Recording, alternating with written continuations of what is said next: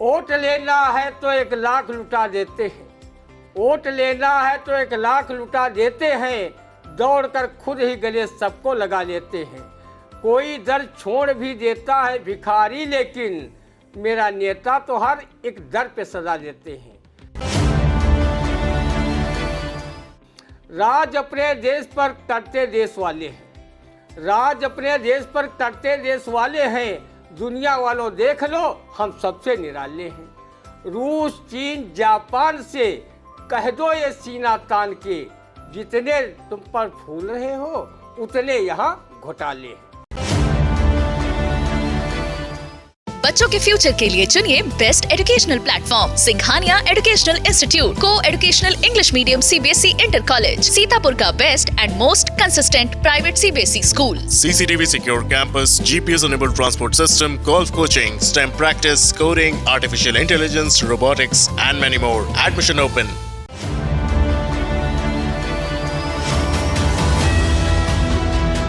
नमस्कार, स्वागत है आप सभी का इंडिया के खास कार्यक्रम रंदा में। खबरों पर रंदा चलाने के लिए हमारे स्टूडियो में मौजूद हैं वरिष्ठ पत्रकार, कवि एवं रंगकर्मी ज्ञान प्रकाश सिंह प्रतीक जी। तो प्रतीक जी, आपका बहुत बहुत स्वागत है इंडिया के स्टूडियो में। आज जो पहली खबर है जिस पर रंदा चलने वाला है, शुरुआत करते हैं कि कई मीडिया चैनलों ने माफिया सरगना अतीक अहमद को पेशाब करते हुए दिखाया लाइव। प्रबुद्ध दर्शकों ने इन चैनलों से जुड़े पत्रकारों को जमकर कोसा और कहा, आखिर पत्रकारिता का स्तर यही बचा है। अब इस माफिया के पेशाब करने पर क्या कहता है रंदा, सुनते हैं। धन्य है मीडिया चैनल के वो पत्रकार जिन्होंने अमृत काल में भी मूत्र काल के दर्शन कराए। वो भी किसी ऐरे गैरे को पेशाब करते हुए नहीं दिखाया, बल्कि अपराध जगत के कुख्यात माफिया को मूत्रधार छोड़ते हुए उसके पूरे मूत्र विसर्जन की कवरेज दिखाई। जब तक उसके पेशाब की एक एक बूंद नहीं टपक गई, तब तक मजाल की कैमरा वहां से हटा ले। हमें अपने ऐसे तथाकथित मीडिया चैनलों के पत्रकारों पर बेहद नाज होता है कि उन्होंने माफिया सरगना की मोटी पतली बूंद बूंद तक की पेशाब टपकने तक को खूब दिखाया। कितना जागरूक और कितना लाइव है हमारा इलेक्ट्रॉनिक मीडिया। इससे तो उनकी TRP तो जरूर बढ़ी होगी। ये सर्वप्रूफ भी है कि उन्हें सिर्फ TRP से मतलब है। राष्ट्र और समाज पर ऐसी कवरेज का कितना नकारात्मक प्रभाव पड़ रहा होगा, इससे उनका कोई लेना देना भी नहीं है। रंदा की दृष्टि में ऐसे चैनलों से जुड़े पत्रकारों से थोड़ी चूक हो गई। कहीं वो उसके पेशाब को कैमरे में कैद करने के साथ साथ किसी बोतल या डिब्बे में कैच कर लेते और बाद में उसमें रासायनिक व वैज्ञानिक कारण ढूंढते कि आम आदमी के पेशाब और माफिया सरगना अतीक अहमद के पेशाब में क्या अंतर है। उसकी पेशाब से उसमें आपराधिक प्रवृत्ति की खोज व शोध भी करते। वो उसकी पेशाब को सूंघते और उसकी गंध सुगंध के बारे में भी अपने चैनल पर रंदा सरीखे महामूढ़ दर्शकों को जानकारी उपलब्ध कराते। इन चैनलों ने तो ये भी नहीं बताया कि माफिया सरगना के पेशाब करने के 1 सेकंड पूर्व सूसू की आवाज़ के साथ अपनी मूत्रधारा का प्रवाह किया था या नहीं। कहो, इन मीडिया चैनल के पत्रकारों ने माफिया सरगना अतीक अहमद के मूत्रधारा के चित्र टीवी स्क्रीन पर दिखाए। कम से कम उन्होंने रहम किया, नहीं तो कहीं वो उस मूत्रधारा की पाइपलाइन को दिखा देते तो रंदा सरी के दर्शक शर्म से पानी पानी हो जाते। ये मीडिया के चैनलों से जुड़े पत्रकार अगर कहीं वो मूत्र सलवारी बाबा रामदेव व उनके फर्जी डिग्री धारे चेले आचार्य बालकृष्ण के पास भेज देते तो उसका परीक्षण अपनी पतंजलि की प्रयोगशाला में करा लेते और निष्कर्ष निकालते कि गौमूत्र से अधिक रोगों के निदान में माफिया अतीक का मूत्र कारगर है या नहीं। अगर कहीं वो कारगर निकल आता तो माफिया लोग अपने मूत्र से भी अच्छा खासा धनार्जन करते। बाबा जी गौमूत्र के साथ साथ माफिया मूत्र को असली कहकर प्रचारित प्रसारित करते और सलवारी बाबा की कंपनी को भी अच्छा खासा मुनाफा होता। रंदा ने स्वमूत्र पान व परमूत्र पान की खबरें तो सुनी हैं और पत्रकारिता जीवन में उन खबरों को लिखा भी है, लेकिन उसका मीडिया चैनलों पर लाइव प्रसारण कभी नहीं किया। रंदा ने पूर्व प्रधानमंत्री स्वर्गीय रणछोड़ मोरारजी देसाई द्वारा सोमूत्रपान करने की बात तो सुनी थी, सोमूत्रपान के फायदे भी बताए गए थे। आयुर्वेद में गौमूत्रपान का काफ़ी औषधि महत्व बताया गया है। सीतापुर जनपद के 2 नेता तथा एक कथित पत्रकार परमूत्रपान का आनंद फ्राई कर चुका है, जिसे रंदा कई वर्षों से सुनता आ रहा है। ये बेचारे परमूत्र की सुगंध स्वाद सब कुछ बता सकते हैं। माफिया सरगना अतीक अहमद को मूत्रधार छोड़ते हुए कवरेज करने वाले मीडिया चैनल के पत्रकारों को हमारे ज़िले के इन तीनों महापुरुषों को अपना आदर्श मानना चाहिए, और जब कभी ऐसी कोई कवरेज करनी है तो वो उक्त फार्मूला जरूर इस्तेमाल करें। रंदा परमूत्रपान करने वालों के नाम भी जानता पहचानता है, पर उनके नामों का खुलासा आम जनमानस में इसलिए नहीं कर सकता क्योंकि इससे उनकी टीआरपी बढ़ जाएगी और मान सम्मान एवरेस्ट की चोटी को बिना चढ़े ही छोड़ेगी। सीतापुर का जिम्मेदार मीडिया परमूत्रपान करने वालों की कभी भी फोटो पत्रकारिता की गरिमा को ध्यान में रखते हुए प्रकाशित नहीं की। मीडिया की भी अपनी सामाजिक, राष्ट्रीय व नैतिक जिम्मेदारी है कि वो ऐसे दृश्य न दिखाए जिससे उसकी सर्वत्र जग हंसाई व थू हो। लेकिन उन शर्मप्रूफ मीडिया चैनल के पत्रकारों को शर्म कहाँ। रंदा ने जब ये दृश्य देखा तो उसे लगा कि अब पत्रकारिता भी मूत्रधार में बहकर रह गई है। जिस पत्रकारिता को गणेश शंकर विद्यार्थी, पराडकर जैसे ना जाने कितने पत्रकारों ने राष्ट्र व समाज के हित में सींचा और पुष्पित पल्लवित किया, उस पत्रकारिता का ये हाल कि आज़ादी के अमृत काल में वो मूत्र काल में बदल गई। छी है ऐसी पत्रकारिता की, और महा छी है ऐसे मीडिया चैनलों के पत्रकारों की। जिस समय मीडिया चैनल माफिया सरगना अतीक अहमद की मूत्रधार को लाइव दिखा रहे थे, उसी समय हमारे जनपद के नामचीन व्यंगकार अवनेश मिश्र उस मूत्रधार को देखकर इतने प्रसन्न हो गए कि उनकी लेखनी से व्यंग काव्यधार स्वतः बहने को विवश हो गई। रंदा उनकी इस व्यंग रचना को साभार प्रस्तुत कर रहा है। जब महापुरुष ने गाड़ी से उतरकर सड़क के किनारे छोड़ी मूत्रधार, तो आगे पीछे जितने थे पत्रकारिता के सूत्रधार, वो इस पवित्रतम कृत्य की फोटो खींचते रहे। सभी न्यूज चैनल उसी धार से अपने अपने चैनलों की टीआरपी खींचते रहे। वो मेरे भाइयों, राजनीति में जितने भी हैं माफिया, उन्हें ही समझो लोकतंत्र का काफिया। अब पत्रकारिता भी अपराधियों को सिर चढ़ाकर अराजकता के निकट है, क्योंकि इन्हीं स्वनामधन्य लोगों के पास भिन्न भिन्न पार्टियों के टिकट हैं। हम पत्रकारिता के क्षेत्र में त्याग, तपस्या, बलिदान की प्रतिमूर्ति गणेश शंकर विद्यार्थी से शुरू होकर अब माफियाओं के साथ खड़े हैं। स्पंदनहीन स्तंभ की तरह लोकतंत्र से भी बड़े। बिल्कुल, लोकतंत्र से भी बड़े हैं। आपने सुना कि किस तरह से जो है माफिया सरगना अतीक अहमद की जो पेशाब की धार बह रही थी और मीडिया चैनलों ने दिखाया, उससे रंदा ने कैसे बताया। अब अगली खबर, जहां सीतापुर जिले में गेहूं की खरीद के लिए 88 केंद्र मंजूर, गत वर्ष की अपेक्षा रह गए आधे सरकारी क्रय केंद्र। 2025 रुपए प्रति कुंटल दाम है निर्धारित। क्या कहता है इस निर्धारित दाम पर, सुनते हैं रंदा। ईश्वर करे पिछले साल की तरह गेहूं के केंद्र बोहनी को न तरसे। अगर कहीं सरकारी रेट से ज़्यादा किसानों को खुले बाजार में गेहूं के रेट मिला तो फिर सरकारी के केंद्रों पर किसान गेहूं ले जाना तो दूर, उस केंद्र को दूर से भी नमस्कार नहीं करेंगे, और फिर सरकारी क्रय केंद्रों पर वैसे ही सन्नाटा पसर जाएगा जैसा सन्नाटा किसी महापुरुष के महाप्रयाण पर देखने को मिलता है।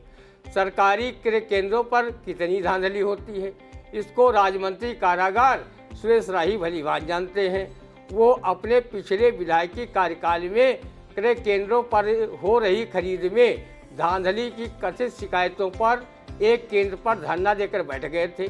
उनके धरना पर बैठते ही न सिर्फ सरकारी क्रय केंद्र के प्रभारी व उससे जुड़े अधिकारियों की भ्रष्ट कमाई की कलई खुली थी, बल्कि उनके भी चेहरे बेनकाब हुए थे, जो अधिकारियों के साथ मिलकर सत्तासीन नेता व बड़े कार्यकर्ता गेहूं खरीद का सिंडिकेट चला रहे थे। और सरकारी खरीद नीति को ठेंगा दिखा रहे थे। कहीं ऐसी नौबत क्रय केंद्रों पर न आए और गेहूं किसान अपनी उपज को सही ढंग से सरकारी क्रय केंद्रों पर बेच सके, नहीं तो पिछले साल की अपेक्षा इस साल आधे ही गेहूं क्रय केंद्र बचे हैं। अगर धांधली हुई और किसान क्रय केंद्रों पर नहीं आए तो आगामी वर्ष में क्रय केंद्र ही अपना अस्तित्व खो देंगे। बिल्कुल सही कहा कि अगर क्रय केंद्रों पर बोनी नहीं हुई तो आगामी वर्ष में जो है क्रय केंद्र जो बने होंगे वो अपना अस्तित्व ही खो देंगे। अगली खबर, जहां सीतापुर जिले में करीब 50 लाख की आबादी पर महज 61 फायरमैन। क्या कहेगा इन 61 फायरमैन जो 50 लाख की आबादी को संभाले हुए हैं, सुनते हैं रंदा। तब तो रंदा ये कहावत कहने को मजबूर हो गया है कि बराती 100 और खटिया 9। सीतापुर जिले में 50 लाख की आबादी पर सिर्फ 61 फायरमैन नियुक्त हैं। अगर एक साथ खुदा न करे जिले में कई जगह अग्निकांड की घटनाएं घटित हो जाए तो वो उंगलियों पर गिनने को बचे 61 फायरमैन आग पर काबू पाने में कितनी सफलता हासिल कर पाएंगे, आप सहज ही अंदाजा लगा सकते हैं। 14 अप्रैल को भारत रत्न डॉक्टर BR अम्बेडकर की जयंती है और 14 अप्रैल को ही फायर ब्रिगेड का स्थापना दिवस भी होता है। फिर भी बाबा साहब की जयंती के दिन अपने स्थापना दिवस को मनाने वाले फायर पुलिस में जवानों की कमी हो, ठीक नहीं लगता। त्रेता युग में रावण ने अपनी लंका को सुरक्षित रखने के लिए अनेक उपाय किए थे, पर वो चूक यही गया था कि उसने अपने राज्य में फायर ब्रिगेड की स्थापना नहीं की थी और वीर हनुमान के लंका जलाने पर वो उसे बिना फायर ब्रिगेड के बुझवाने में असफल साबित हुआ था और सोने की लंका जलकर खाक हो गई थी। जबकि रावण ने पुलिस, फौज तथा महिला पुलिस के साथ साथ समुद्र में भी रडार सिस्टम फिट कर रखा था। लंका में फायर ब्रिगेड न होने अर्थात उसके अभाव पर मरहूम कवि बचुराम अवस्थी ने अपनी काव्यकृत बचुराम बचनावली में लिखा भी है। होती एक माचिस घर जानकी के पास तो अशोक वाटिका में वो सशोक त्रस पाती क्यों, और होता एक फायर ब्रिगेड कहीं रावणा के पास कपी के जलाए स्वर्ण लंका जल जाती क्यों, और होता एक टेलीफोन द्वारिका से मथुरा लय कृष्ण के वियोग में गोपिका कुलाती क्यों, और होता एक मोटर कहीं शीतला के पास गधे गरीब को वाहन बनाती क्यों। रंदा फायर सर्विस में कम संख्या होने पर इसलिए ज़्यादा परेशान है कि अब आग सिर्फ माचिस की तीली से ही नहीं लगती, नेताओं के नफरती भाषण से हिंसा की आग भी प्रज्वलित हो जाती है। रंदा प्रदेश की योगी सरकार से अनुरोध करता है कि वो व्यापक जनहित में ध्यान देकर फायर पुलिस में युवाओं की भर्ती कराए ताकि उनकी कमी से अग्निकांडों से होने वाली जनधन हानियों को बचाया जा सके। तो बिल्कुल बाराती 100 और खटिया 9, इस पर बिल्कुल जो है यह कहावत चरितार्थ हो गई। रंदा ने आपको बताया कि 50 लाख की आबादी और 61 फायरमैन नियुक्त हैं। भगवान न करे कि कोई कहीं आगजनी की घटना अगर ज़्यादा होती है तो ये फायरमैन कर्मी कैसे उन आग पर काबू पाएंगे कि जहां 50 लाख की आबादी है और सिर्फ 61 फायरमैन की नियुक्ति है। अगली खबर, जहां कर्नाटक में 10 मई को मतदान, 13 को नतीजे। इन नतीजों और मतदान पर क्या कहता है रंदा, सुनते हैं। क्या कर्नाटक में चुनावी नाटक सफल बनाने के लिए CBI, ED व IT की टीमें विपक्षी दलों का प्रचार प्रसार करने हेतु उनके घरों पर छापे मारने पहुंची या नहीं पहुंची? न पहुंची हो तो उन्हें जल्दी पहुंचाया जाए और विपक्षी नेताओं के कथित भ्रष्टाचार की कलई झूठी साची खोली जाए, इससे सत्ता पक्ष को लाभ हो। सत्ता पक्ष तो वैसे ही दूध का धुला है। सिर्फ कर्नाटक में खामखा लोग 40% कमीशन पे CM के पोस्टर लगाकर उसे बदनाम करते घूम रहे हैं। अभी एक सत्ता पक्ष के विधायक के वहां करीब 8 करोड़ रुपया बरामद हुआ। उसका लड़का भी 40 लाख रुपये घूस लेता हुआ पकड़ा गया। लेकिन सत्ता पक्ष के किसी विधायक मंत्री के वहां CBI, ED व IT के छापे डालने की हिम्मत नहीं। वो तो सत्ता की तोतागिरी तथा विपक्षियों के लिए चिल्हरगिरी करते हैं। चुनावों को प्रभावित करने में इन एजेंसियों की बड़ी भूमिका है। लोग कहते हैं कि बेचारी ईडी, सीबीआई, आईटी क्या करे, जो हुक्म आका का होगा वो तो उसे बजाएंगे ही। लोग ये भी कहते हैं कि चुनाव जिताने में ईवीएम भाजपा के लिए संजीवनी साबित हो रही है। जब तक इस पर चुनाव आयोग रोक नहीं लगाएगा, भाजपा की बल्ले बल्ले रहेगी। ये जो है रंदा ही नहीं बल्कि आम जनता के बीच ईवीएम चर्चा का विषय बनी रहती है। कर्नाटक में चुनावी बिगल बच चुका है। यहाँ संसद न चलने व राहुल गांधी को 2 साल की सजा होने को लेकर विपक्षी दलों व सत्ता पक्ष में कर्नाटक चुनाव से भी बड़ा नाटक खेला जा रहा है, जिसे रंदा फिल्मी शो समझ करके कर्नाटक में कांग्रेस, भाजपा, जेडीएस के बीच मुख्य मुकाबला होना है। बाकी दल भी वोट कटवा की भूमिका में अपनी जोर आजमाइश करते हुए नजर आएंगे। पक्ष विपक्ष के प्रत्याशी अब घर घर वोट मांगेंगे और वोटरों के सामने वोट रूपी भीख के लिए झोली फैलाएंगे। चुनावी माहौल को मशहूर शायर महफूज रहमानी ने कुछ इस तरह पेश किया है। वोट लेना है तो 1 लाख लुटा देते हैं, वोट लेना है तो 1 लाख लुटा देते हैं, दौड़कर खुद ही गले सबको लगा लेते हैं। कोई दर छोड़ भी देता है भिखारी, लेकिन मेरा नेता तो हर एक दर पे सजा देते हैं। कर्नाटक में कहा जा रहा है कि सरकारी योजनाओं में भ्रष्टाचारी बहुत हैं। दीवारों पर पोस्टर चस्पा हुए थे कि 40% कमीशन पे सीएम। शायद चुनावी सभाओं में विपक्ष के प्रत्याशी सरकारी योजनाओं में व्याप्त भ्रष्टाचार के भाषणों को शायर महफूज रहमानी के इस शेर का सहारा ले। राज अपने देश पर करते देश वाले हैं, राज अपने देश पर करते देश वाले हैं, दुनिया वालों देख लो हम सबसे निराले हैं। रूस, चीन, जापान से कह दो ये सीना तान के, जितने तुम पर फूल रहे हो उतने यहाँ घोटाले हैं। बिल्कुल, जितने पर तुम फूल रहे हो उतने यहाँ घोटाले हैं। तो रंदा ने बताया कि जो कर्नाटक में 10 को चुनाव होने हैं और 13 को नतीजे आने हैं।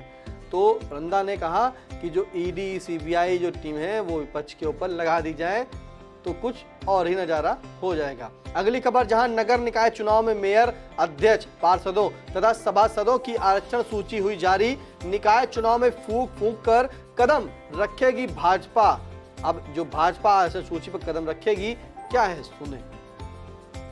नगर निकाय आरक्षण सूची जारी होने पर चुनावबाज नेताओं की बाछें खिल गई हैं और वो फिल्म डान का ये नगमा मारे खुशी के गाने पर मजबूर हैं। जिसका मुझे था इंतजार, जिसके लिए दिल था बेकरार, वो घड़ी आ गई आ गई।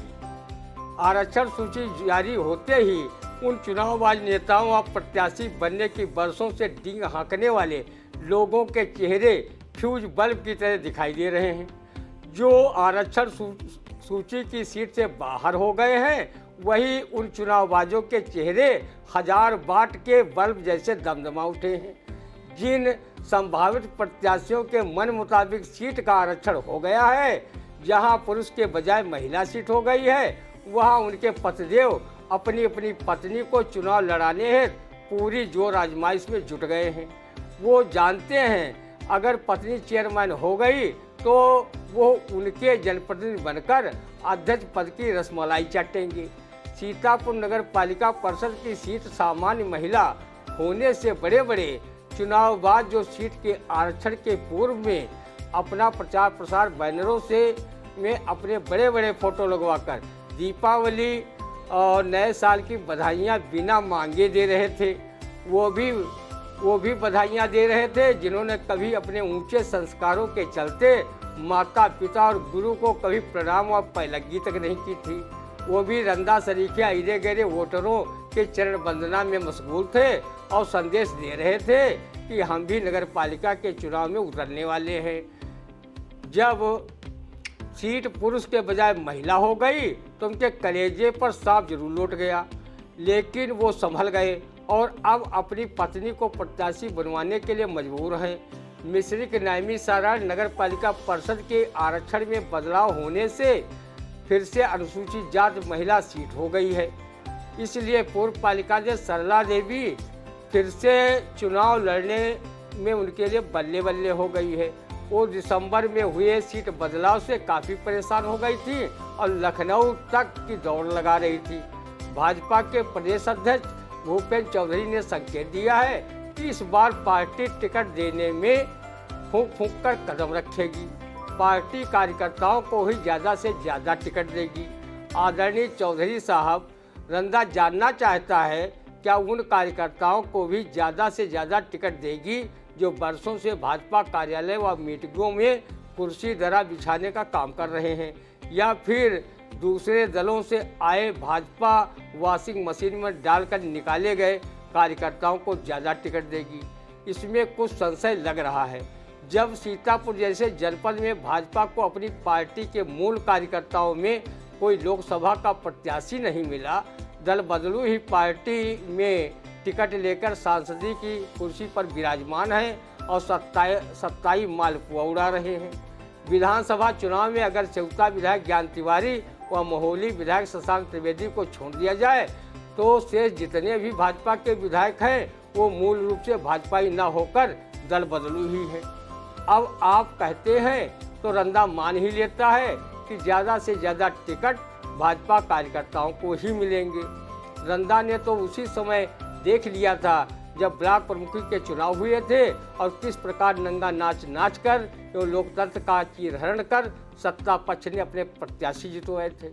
अभी चंद दिन पहले हुए साधन सहकारी समितियों के चुनाव में भी सत्ता पक्ष व उसके इशारे पर चलने वाले प्रशासन ने अपने प्रत्याशियों को निर्विरोध जितवाने के लिए विपक्षी दलों से जुड़े लोगों को नामांकन पत्र तक नहीं लेने दिया था।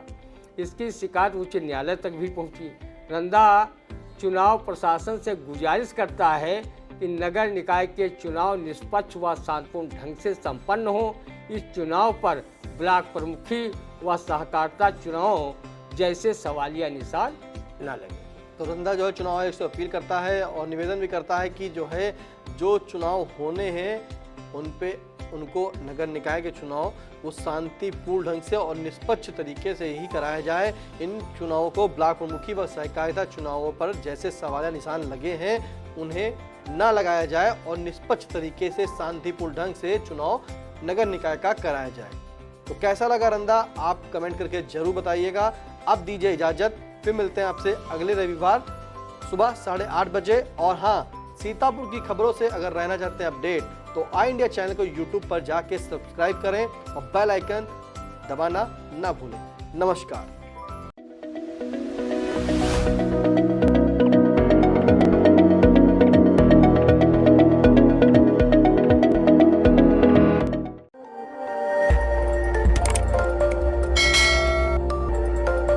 खबर आपकी, नजर हमारी। देखते रहिए आई इंडिया।